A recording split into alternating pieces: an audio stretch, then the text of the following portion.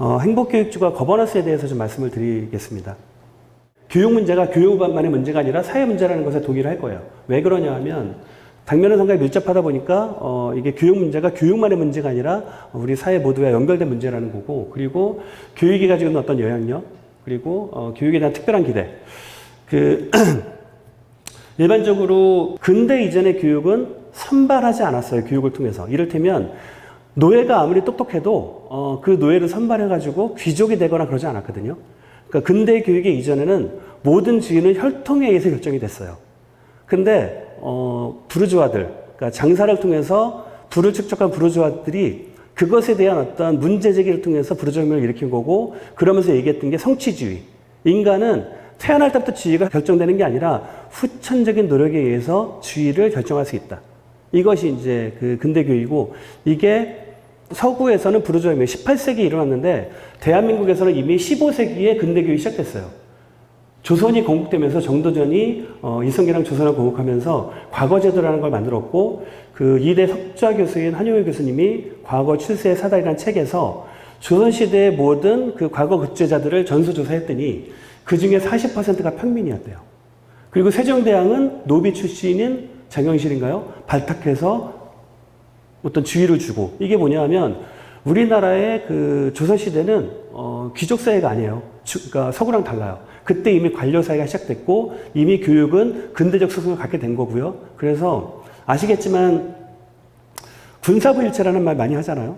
임금과 부모님은 유교의 전통적인 사상이에요.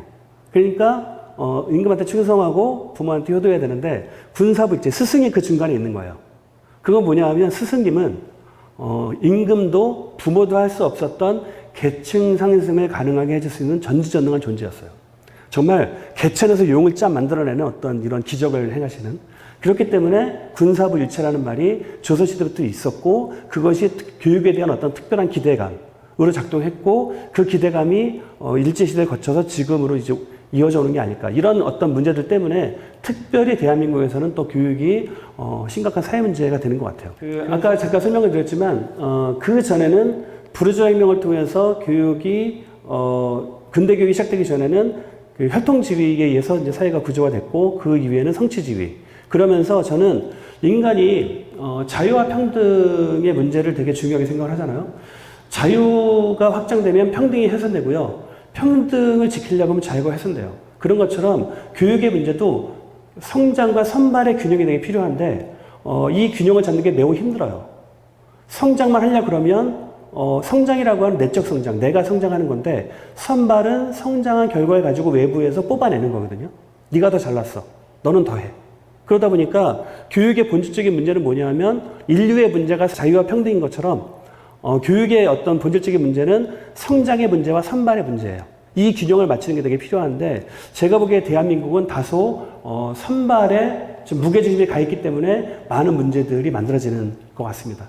그래서 이런 문제들을 해결하기 위해서 많은 노력들을 했는데, 뭐 대안학교 운동도 했고요, 전교조도 만들어졌고요, 그리고 지금은 혁신학교와 어떤 혁신교육지구, 행복교육지구로 나아가고 있는 것 같아요. 이거는 뭐냐 하면 성장과 선발의 균형을 맞추기 위해서 지금까지 선발의 축으로 작동해왔던 어떤 학교와, 그리고 마을에서 삶의 과정에서 성장했던 마을과 연계해서 교육의 문제를 함께 고민하는 어떤 그런 것들이 필요하다라는 것들이 지금 시작되는 것 같아요.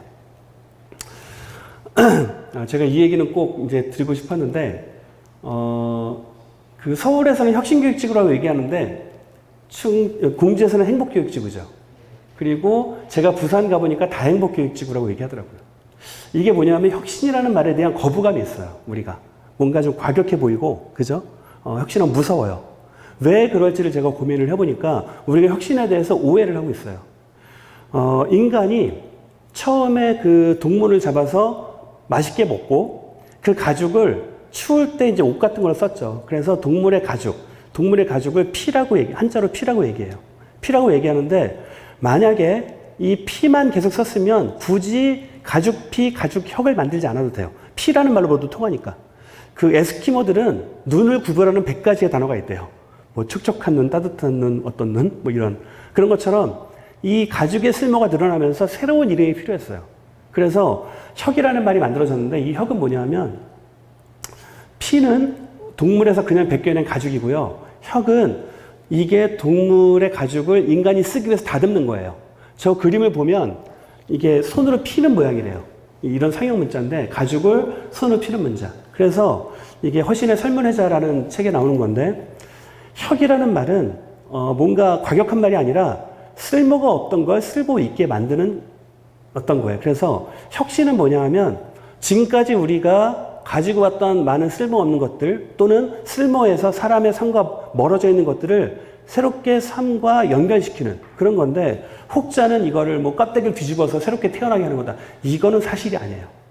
그래서 우리가 혁신에 대한 말에 대해서 이렇게 거부감을 이거는 뭐냐 하면 내가 우리의 삶과 가까워지고 내가 마을과 학교가 함께 가까워지는 그런 교육을 저는 혁신 교육이라고 생각을 합니다. 제가 그 거버넌스와 관련해서 두 개의 논문을 썼습니다. 두 개의 논문을 썼는데 많은 사람들이 그래요. 거버넌스가 왜 시작됐을까라는 얘기를 하는데 국가 정책의 실패로부터 시작됐대요. 국가의 권한을 주가 국가가 정책을 주도하니까 그것 때문에 거버넌스가 시작됐다.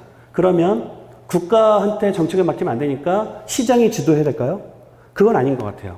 우리는 인류 역사상 이미 시장이 주도해서 실패한 사례를 겪었어요. 그죠? 아담 스미스가 보이지 않는 손에 맡겨놓으면 알아서 잘 할 거다라고 했는데 어떤 도덕적 해이가 일어나고 그래서 국가가 개입했는데 저는 이런 것 같아요. 지금까지 인류는 시장에도 맡겨보고 국가가 어쨌든 맡겨보고 했는데 그 과정에서 다양한 경험들을 했고요. 그 다양한 경험 안에서 시장이 가지고 있는 다양성, 국가가 가지고 있는 집행력 이 두 개가 수평적으로 협력하는 게 저는 거버넌스인 것 같아요. 현장에서. 그래서 마을의 경험, 학교의 경험, 학생의 경험 그리고 뭐 다양한 행정의 경험들이 수평적으로 협력해가지고 이 문제를 해결하자. 이런 게 저는 거버넌스인 것 같고 한번 기회가 되면 에릭 리오가 쓴 민주주의의 정원이라는 책을 한번 추천해 드리는데 여기는 이제 왼쪽 길도 아니고 오른쪽 길도 아니고 새로운 길을 가야 된다.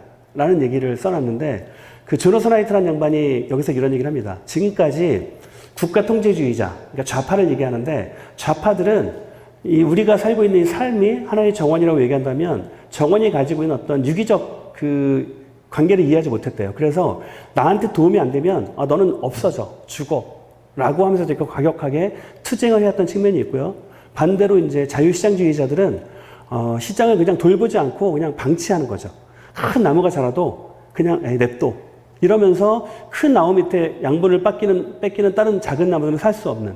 근데 이 두 가지가 다 잘못됐다. 우리가 갖고 와야 될 교육이라든지 지역은 하나의 정원 같은 거고 이 정원은 서로 연결돼 있고 그 과정에서 정원을 잘 가꾸기 위해서 우리가 어떤 역할을 해야 될지 그런 것들을 고민하는 게 필요하다라는 얘기를 하는 거고 그런 것 같습니다. 저는 이제 거버넌스라고 하는 게 시작된 게 이런 거죠. 제가 뭐 논문을 써다 보니까 1929년에 세계 대공황이 와요. 그래서 자본주의의 어떤 첫 번째 위기를 맞이하는데 이 위기를 극복하기 위해서 세 가지 실험을 합니다. 첫 번째는 제국주의 실험. 과잉 생산의 문제를 해결하기 위해서 식민지를 만들고 식민지를 개척하고 그 과정에서 이 자본주의 문제를 해결하는. 그리고 두 번째 사회주의 실험은 뭐냐면 이거는 근본부터 잘못된 경제체제야. 뒤집어 엎어야 돼. 라고 하는 게 이제 사회주의 실험이었고 그 과정에서 북유럽은 되게 독특한 실험을 합니다. 노동자와 사용자가 대타협을 해요. 이거는 서로 경쟁과 이게 아니라 노동자와 사용자가 협력해가지고 이 문제를 풀어야 돼. 근데 아시겠지만 동서냉전의 시대를 거치면서 북유럽의 사례는 되게 이제 그냥 그들만의 사례였어요. 근데 뭐 소련이 붕괴되고 뭐 그런 과정에서 다시 신자유주의 체제로 오는 과정에서 여전히 문제가 발생하니까 이걸 어떻게 풀어야지 라고 하면서 스웨덴의 노사 대타협의 사례에 주목을 한 거죠. 저는 이게 그래서 서로 다른 정체성을 가진 사람들이 협력하고 타협하고 하는 게 거버넌스고 스웨덴의 노사 대타협이 최초의 거버넌스가 아닐까라고 이제 생각을 합니다. 제가 서울시 교육청에서 2년 2개월 14일 동안 일을 했거든요. 날짜까지 기억을 합니다. 그러면서 제가 2년 2개월 14일 동안 그렸던 어떤 수많은 일 중에서 이 그림을 그린 게 가장 뿌듯했어요. 마치 이걸 딱 그려놓고 신이 인간을 창조했을 때 같은 어떤 뿌듯함 같은 걸 느꼈거든요. 이게 뭐로 보이시나요? 이 이상 회개막측한 도형이? 저는 외람되게도 이거를 이제 교육이라고 주장을 하고 있어요. 이게 왜 교육이냐면 학에서 바라보는 교육은 완벽해요. 그죠? 완벽해야 되고 완벽하다고 믿습니다. 그리고 제가 보니까 관에서 바라보는 교육은 단순하고 밋밋해요. 이를테면 제가 일반 행정에서 이제 교육부서의 그 공무원들을 만났는데 이분들은 교육에 대한 전문성이 있는 게 아니에요. 일반 행정의 그 공무원들은 그냥 순환부직을 하는 과정에서 정말 재수가 없어서 거기에 딱 배치가 된 거예요. 그러니까 그분들이 보는 교육은 너무 단순해요. 밋밋하고. 그렇게 바라보는 게 이제 관이 바라보는 교육이고, 민이 바라보는 교육은 울퉁불퉁하고요. 형체가 없고요. 매우 고통스러워요. 저는 이게 교육이에요. 근데 우리는 지금까지 교육을 바라보는 데 있어서 교육의 모습이 이렇게 다양한데 내가 바라보는 교육만 교육이라고 주장하고 살아온 것은 아닐까. 만약에 우리가 거버넌스라는 방식을 통해서 이 문제를 해결하기 위해선 나는 이렇게 보지만 너는 이렇게 보는구나 라는 걸 인정해주고 그 사람이 보는 걸 이해해주고 서로 이제 연대와 협력을, 저는 이렇게 바라보는 어떠한 시각도 잘못되지 않았다고 봐요. 그러면 그 시각들이 함께 협력해서 새로운 문제를 해결할 수 있어야 된다. 이게 저는 교육 거버넌스다. 제가 은평구청에 있으면서 그 서울시의 그 어떤 회의에 참석을 했어요. 교육 관련 회의에. 그랬더니 서울시청에 계신 분들이 이런 얘기를 해요. 교육청을 욕하면서 교육청 정말 너무 답답해. 교육밖에 몰라. 라고 얘기를 해요. 그래서 이제 그런가 보다 하고 딱 있었는데 제가 그 다음에 서울시 교육청에서 일을 하다 보니까 서울시 교육청에서 서울시랑 협력하고 있는 그 분이 이런 얘기를 해요. 서울시 교육도 모르는 것들이. 제가 보기엔 이게 염소인가 양인가 하는데 보시면 동공이 이렇게 가로로 있죠. 그 주토피아라는 애니메이션 보셨어요? 거기 보면 이렇게 눈동자가 가로로 된 양들이 막 뛰어다니는 게 나오는데 초식동물들은 넓은 평지에서 풀을 뜯는 과정에서 좌우를 살펴요. 그러면 동공이 좌우로 발달을 해요. 저는 이게 특별한 어떤 전문성은 있지 않지만 넓게 살피는 일반 행정의 모습인 것 같아요. 반면 교육행정은 고양이 같아요. 그러니까 나무 위를 오르기 위해서 위아래를 보면서 동공이 위아래로 발전하죠. 저는 그래서 이때 그런 얘기를 했습니다. 아니, 일반 행정이 가지지 못한 전문성을 교육행정을 통해서 보완하면 되고, 교육행정은 교육밖에 모르는 게 아니라 교육이 모르는 어떤 다른 분야의 어떤 체계들을 일반 행정을 통해서 협력하는 게 거버넌스인데, 자기의 관점에서 서울시는 교육청을 교육밖에 모른다고 비판하고 교육청은 서울시를 교육도 모른다고 얘기하는 게 아닌가. 그래서 우리가 이 문제를 해결하기 위해선 정말 내가 할 수 없는 거, 내가 잘하는 거 가지고 줄을 세우는 게 아니라 내가 할 수 없는 일을 해주는 모든 분들한테 연대의 손길을 내미는 게 저는 필요하다. 그래서 저는 이제 거버넌스에 대해서 이제 개념을 이제 정의했는데 주제가 있어야 돼요. 교육이라는 주제는 교육 거버넌스는 이제 교육을 주제로 한 거버넌스고요. 그 다음에 주체는 거기에 이해관계를 가진 모든 사람들이에요.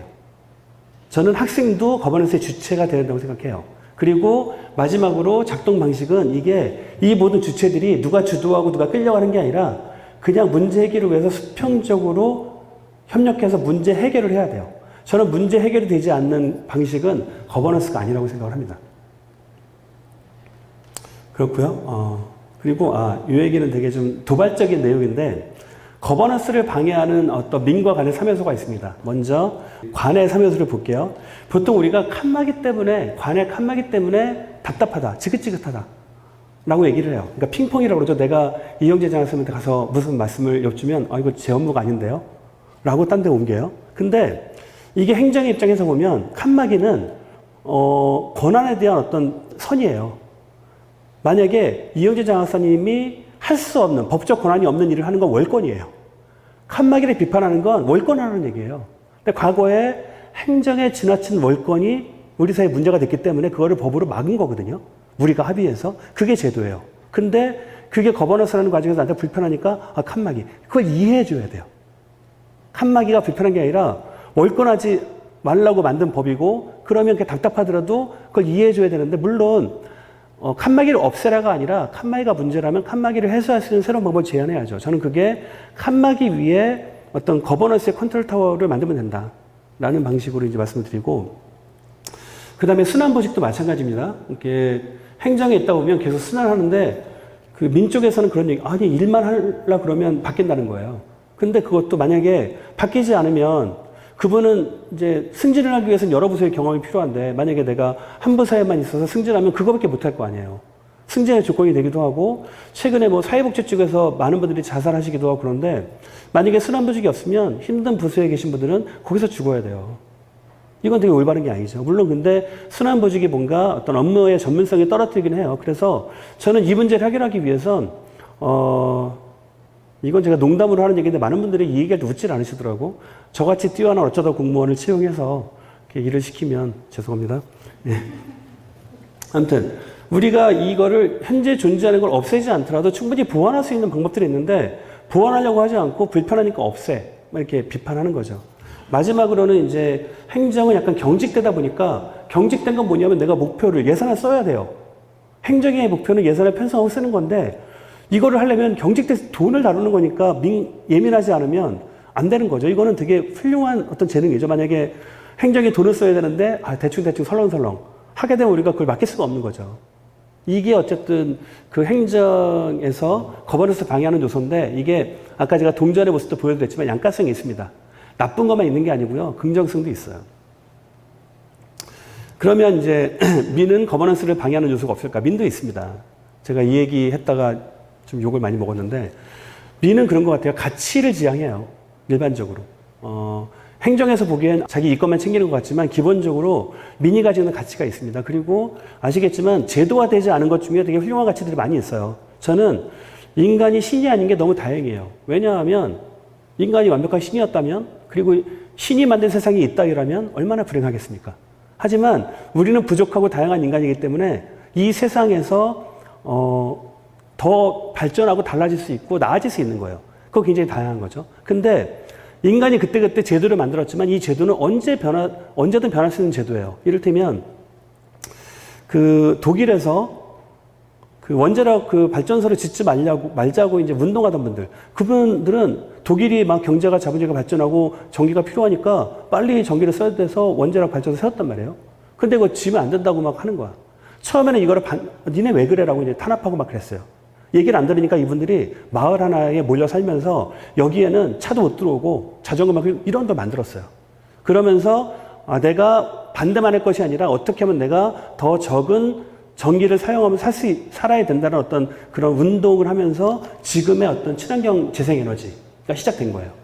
그렇게 가치를 지향한다는 건 지금 우리가 합의하지 않은, 우리가 당연하다고 생각하는 것 이외에 새로운 것들을 받아들이는 거고. 근데 이게 너무 또 지나치면, 가치를 마치 나의 어떤 소유물로 생각하는 거죠. 그래서 가치 확산의 걸림돌이 돼요. 지나친 가치 지향성은. 그 다음에, 진영 논리라고 하는 건 이 가치에 그만큼 애정과 열정이 있기 때문에 제가 그렇게 하는 건데 너무 심하면 이게 또 내로남불이 되는 거죠. 내가 하면 로맨스고 네가 하면 불륜. 그리고 아까 말씀드렸던 행정과 반대로 이제 그러니까 민은 지나치게 유연한 부분이 있어요. 근데 이거는 자기의 정체성의 차이지, 옳고 그름의 문제가 아닌데, 거버넌스 현장에서 이런 얘기들이 옳고 그름으로 부딪히니까, 제대로 거버넌스가 안 되는 게 아닐까라는 생각이 들고요. 제가 이제 거버넌스 논문을 쓰고 이제 강의를 많이 다니면서 거버넌스에 대해서 되게 여러 가지 정리를 했습니다. 첫 번째, 우리는 많은 사람들이 거버넌스를 꽃길이라고 착각해요. 거버넌스 하면 나의 삶이 더 나아질 거야. 내가 오늘보다 행복해질 거야. 근데 대부분 많은 사람들이 거버넌스를 하면서 느낀 건 뭐냐면, 이거 가시밭길이다. 너무 힘든 거예요. 근데 저는 그렇습니다. 그러니까 우리가 꽃길만 찾다 보면 인류가 지금까지 인류는 신자유주의 속에서 꽃길만 찾아다녔어요. 개개인이. 근데 코로나라고 하는 이 어마어마한 인류의 생존을 위협하는 여기에서 뭔가 단일된 힘으로 이렇게 하기가 어려워지는 거예요. 그래서 어떤 문제가 어떻게 인류한테 닥칠지 모른다. 그러면 우리는 협력의 그 어떤 능력들을 키워야 돼요. 근데 개인의 능력치는 성장했지만 협력의 능력치는 그만큼 퇴화됐죠. 저는 거버넌스라고 하는 건 아까도 제가 보여드렸지만 예전에는 생존하기 위해 해결할 문제가 그렇게 많지 않았어요. 근데 인간들이 점점 많아지면서 복잡해지면서 감당할 수 없는 불확실성, 이걸 해결하기 위해선 서로 협력을 해야 되는데 만약에 인류가 서로 각자 꽃길만 찾아다녀서 행복할 수 있다면 좋겠지만 그것이 아니라고 생각하기 때문에 협력이 필요한 거고 서로 그리고 다른 정체성의 역사로 살아왔던 분들이 만나서 새로운 문제를 얘기하는 건 힘들고 어려울 수밖에 없어요. 그래서 저는 거버넌스를 잘하기 위해선 첫째, 가시밭길이라고 생각하고 달려들어야 돼요. 하지만 우리가 가시밭길이라서 꽃길만 찾겠다라고 하면 우리의 미래는 더 어두워질 거예요.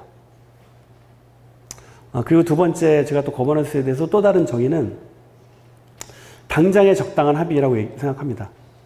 거버넌스를 하는 데 있어서 서로 이제 정체성이 다른 개인이 그러니까 다른 집단이 만나서 당장 하지 않아요. 내가 당장 저 사람 만나면 뭔가 저 사람한테 끌려갈 것 같고 내 이권을 빼앗길 것 같고 그러면서 내가 충분히 지킬 수 있도록 기다린 다음에 만나려고 해요. 근데 우리는 지금까지 충분히 오랫동안 기다려왔어요. 저는 당장 시작해야 되고요. 두 번째는 제발 좀 적당히 좀 했으면 좋겠어요. 각자의 최선, 이를테면 학교의 최선과 마을의 최선이 있어요. 이 각각의 최선이 부딪히면서 최악으로 가는 거예요. 그래서 각자가 생각하는 최선이 아닐 수도 있다는 어떤 겸손함이 필요하고요. 그런 겸손함이 거버넌스에 필요하다. 그래서 당장의 적당한 합의는 뭐냐 하면 거버넌스의 목표는 우리가 합의를 만들어내는 거예요. 장학사님하고 저랑 정말 다른 어떤 그 삶을 살아왔는데 우리들이 합의할 수 있는 게 있어요. 어떤 거냐 하면 공지에 와서 한번 강의 좀 해주십시오. 이거 합의해서 제가 온 거거든요. 이런 합의가 제 얘기를 들으면 또 이제 또 장학생의 생각이 다시는 부르지 말아야 되겠다 라는 또 생각을 하시겠죠. 이러면서 뭔가 합의가 넓어지고 이제 발전되는 게 되는 거고요. 여기서 한마디 제가 말씀을 드리면 우리가 부러워하는 북유럽의 그 무상교육과 무상급식, 우리는 2010년 그때 처음 무상급식이 시작됐죠. 북유럽에서는 언제 시작했을까요, 그거를? 제가 알고 있기로는 1945년 2차 세계대전이 끝난 그 폐허 위에서 그분들이 배가 불러서 우리 배부르니까 애들한테 밥 먹자 이거 아니에요. 배고프고 완전히 그 먹을 건 하나도 없는 그 폐허 위에서 적어도 우리의 미래는 이러면 안 되지 않겠냐 라는 합의를 통해서 그 미래를 합의한 거예요.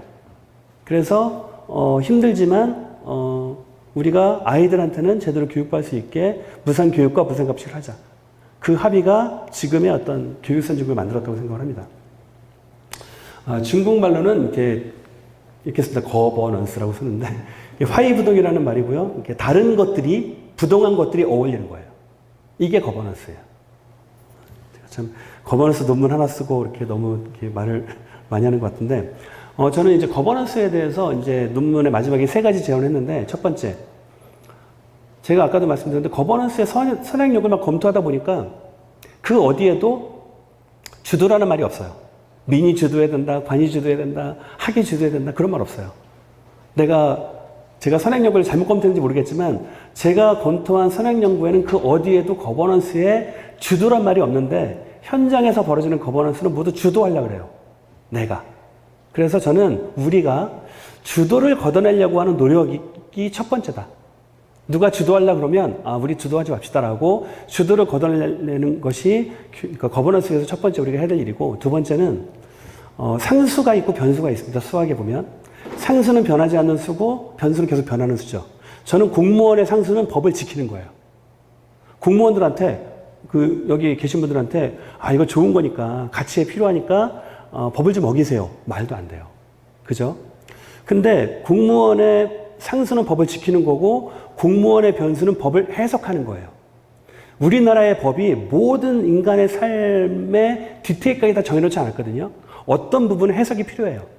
그러면 그 해석을 나를 위한 해석을 할 것인가 아니면 거버넌스를 위한, 시대를 위한, 아이들을 위한 해석을 할 것인가. 이거는 공무원들한테 우리 권한을 위임한 거예요. 저는 그게 변수예요. 공무원들한테 법을 어기라고 할 것이 아니라 나의 가치를 위해서 어떻게 하면 그 법의 해석을 우리 모두에게 좋은 방식으로 할 것인가. 이런 변수를 조작해야 되는 거죠. 민의 상수는 가치예요. 법에 어긋나니까 너의 가치 버려 라고 얘기했다가 쌈밖에 안 일어나요. 하지만 행정과 가치가 만났을 때 이 가치는 어마어마한 속도로 확산될 수 있습니다. 저는 그래서 가치는 상수지만 가치의 확산은 변수다. 이 변수를 행정이 어떻게 협력하고 만들어내느냐. 이 두 개가 만났을 때 저는 거버넌스가 이루어진다고 생각을 하고요. 마지막으로 제가 거버넌스라는 건 현실의 이해관계를 조정하는 게 아니더라고요. 아까도 제가 그러니까 북유럽에서 2차 세계대전의 폐허 위에서 무상급식과 무상교육을 합의했다고 말씀드렸죠. 우리가 현재 테이블에 만나서 논의하는 건 내가 현재 이걸 필요하니까 이걸 그러니까 줄다리기를 하는 게 아니에요. 그게 아니라 우리의 현실은 이렇지만 우리의 미래를 합의하는 거예요. 공주의 미래 교육은 어떨지, 공주의 미래의 마을 교육 공동체는 어떨지, 그 미래의 합의를 먼저 해놓고 합의로 나아가기 위한 그럼 지금 내가 무엇을 할지를 결정하는 게 거버넌스예요. 근데 우리는 미래 합의 없고요. 지금 당장의 이해관계를 조정하는 걸 거버넌스로 착각하죠.